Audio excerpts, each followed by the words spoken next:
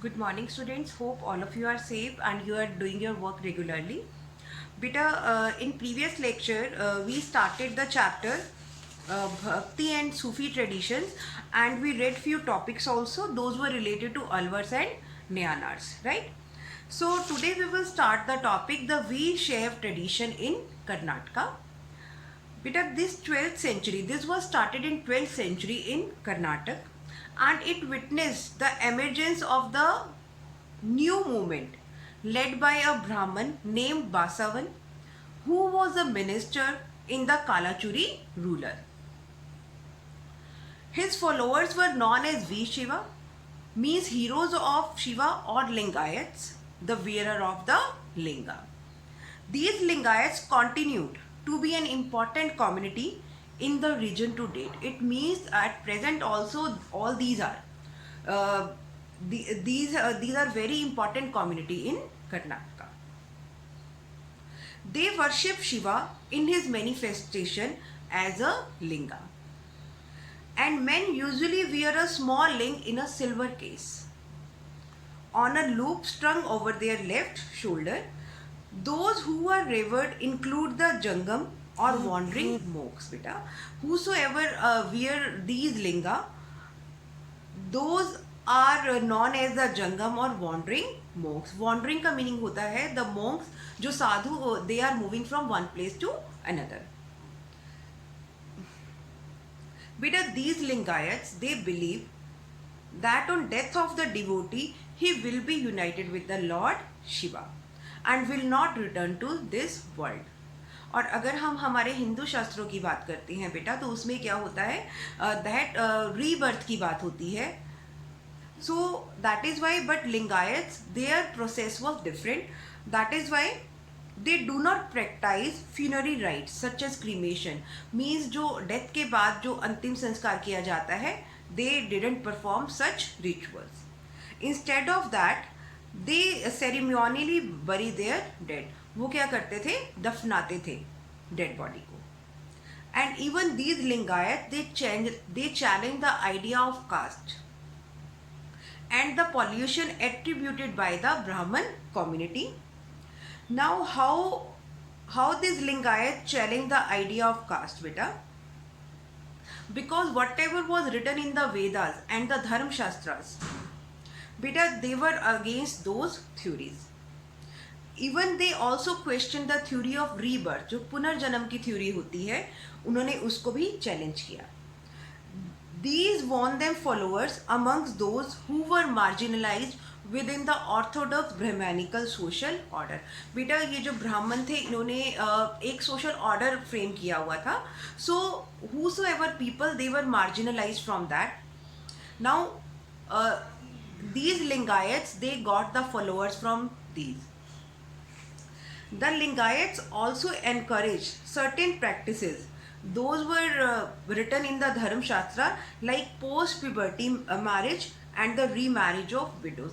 बेटा हिंदू धर्म शास्त्रों में मीन्स अर्ली मैरिज की बात की जाती थी और जो विडो रीमैरिज है उसको अवॉइड किया जाता था. But these Lingayats they supported these two things. Our understanding of the Veershaiva tradition is derived from Vachan, literally sayings, and all these Vachans they were composed in Kannada by the men and women who joined this Lingayat movement. So, beta, the next topic is religious ferment in North India.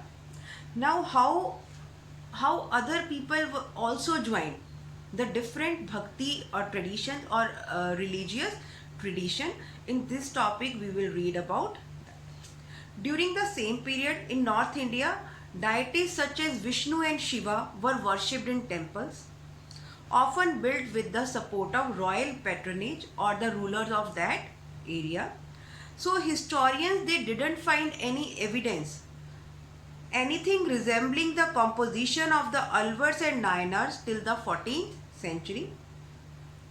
So even some historians they point out that in North India this was the period when several Rajput states came into existence In most of these states, Brahman occupied a very higher place, because the only these Brahman, they used to perform a range of secular and ritual functions.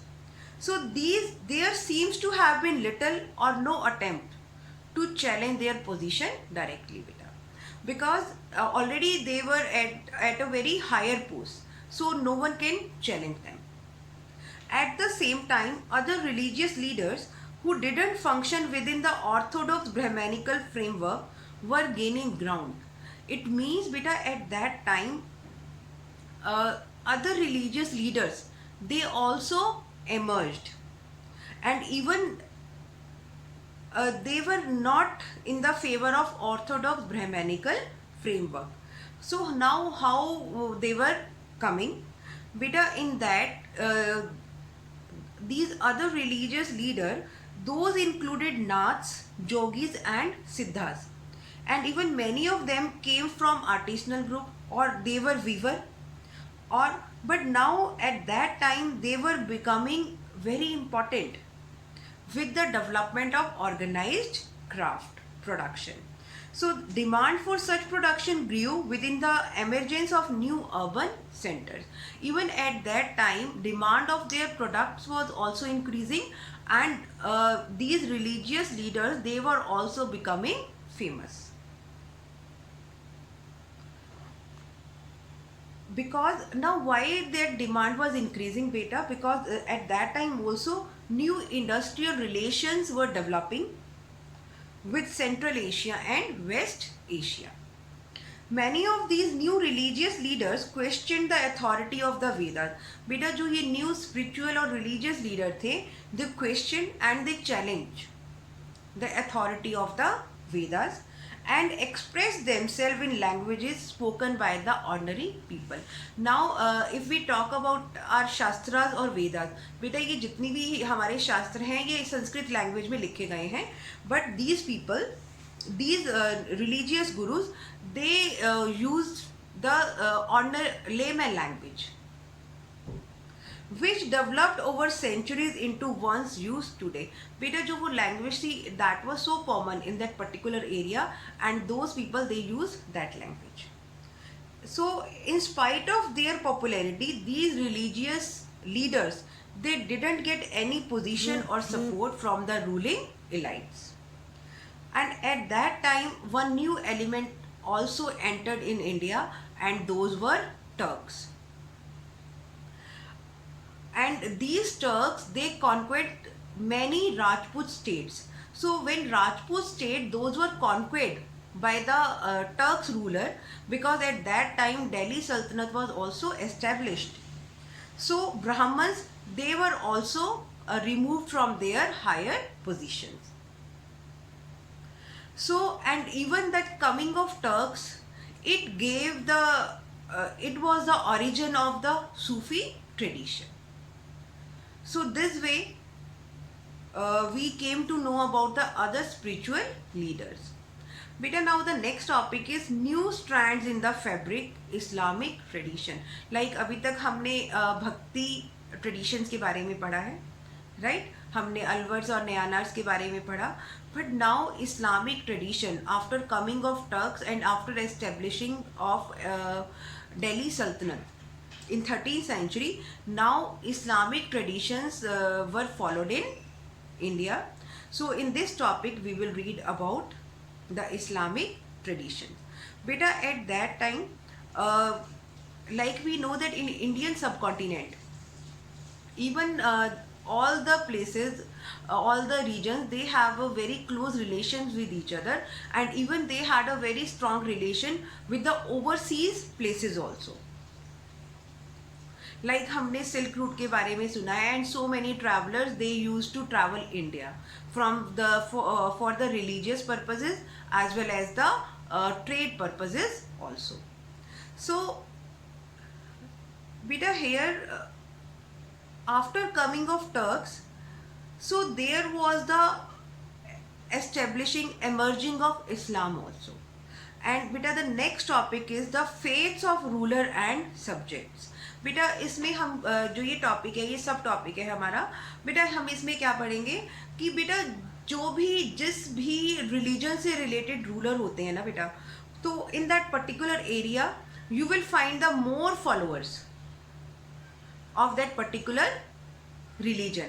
Like अगर Rajput state थी तो वहां पर आपको Hindu followers मिलेंगे, और जब Islamic state हुई then there were Islamic tradition and Islamic followers.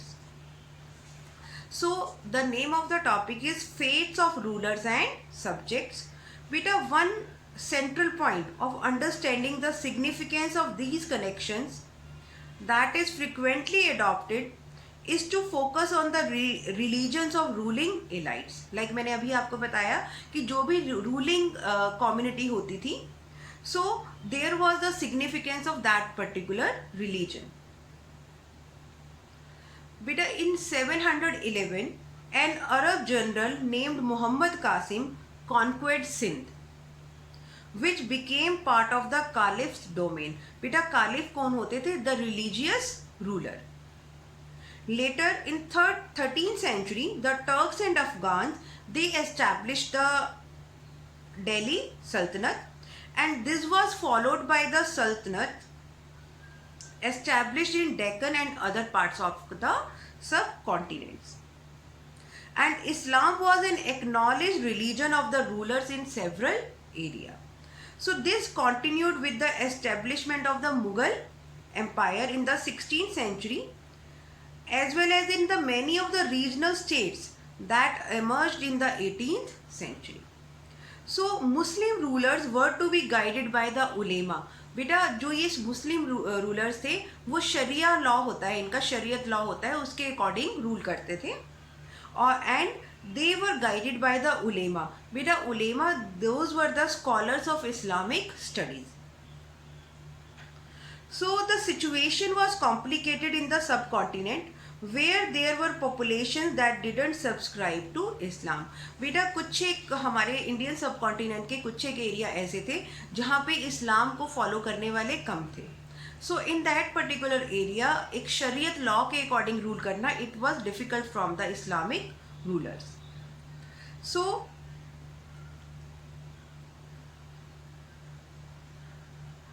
बेटा rulers often adopted a fairly flexible policy. अभी हम जैसे हम इस्लामिक रूलर्स की बात कर रहे हैं बेटा, जो मुगल एम्पायर थी, जो अगर सपोज हम बात करते हैं हुमायूं की या हम बात करते हैं अकबर की, बेटा they followed a very secular policy. They gave equal rights to all religions. Means in their reign people they could follow the other religion also. So ruler often adopted a fairly flexible policy towards their subjects. Like several rulers gave land endowments and granted tax exemptions to Hindu, Jain, Christian and Jewish religious institutions, and also expressed respect and devotion towards non-Muslim religious leaders. These grants specially were made by several Mughal rulers including Akbar and Aurangzeb. Like I told you that these Mughal rulers, they followed a secular policy. So this was about the Islamic tradition, that how the Islamic traditions emerge in India. So this was the topic for today. Hope all of you have understood the topic. Thank you and have a nice day.